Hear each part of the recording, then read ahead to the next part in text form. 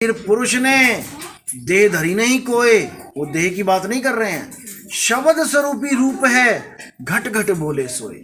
जो तुम्हारे घट में बोलता राम है, जिसकी वजह से तुम्हारी आवाज निकल रही है, वो है कबीर। लोग कई कहते हैं ये जो बोल रहा है ये कबीर है। अरे ये बोलता राम तो ये गाली भी देता है। नहीं, लोग कहते हैं कि ये जो कबीरदास जी है वो तो कोई संत थे। अरे भाई वो एक शरीर को कबीर मान के बैठे हैं। शरीर को मान, वो शरीर कबीर को मान के बैठ गए हैं। जबकि कबीर साहब क्या कह रहे हैं कि भाई मैं वो नहीं हूँ जो तुम समझ रहे हो। ये तो मैं तुम्हें समझाने के लिए वो बन के आया हूँ।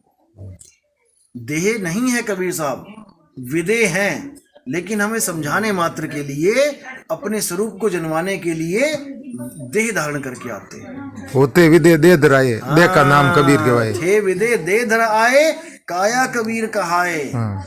हम विदे हैं, हम आत्मा हैं, लेकिन तुम्हें आत्मज्ञान देने के लिए तुम्हारे जैसे ही बन के आ रहे हैं, ताकि तुम्हें अजीब ना लगे। वो कबीर साहब को 52 कसनी दी थी तो वो तो लगी नहीं। 52 कसनियां देने के बावजूद कबीर साहब को कोई हिला नहीं सकता, कोई मार नहीं पाया। तब बादशाह ने वो माना।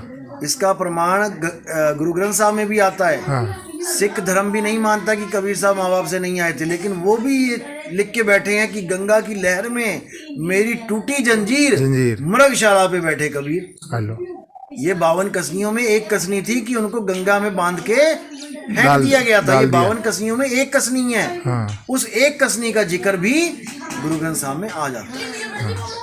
तो ऐसा नहीं है कि ये असत्य है, ये सत्य है, परम सत्य है।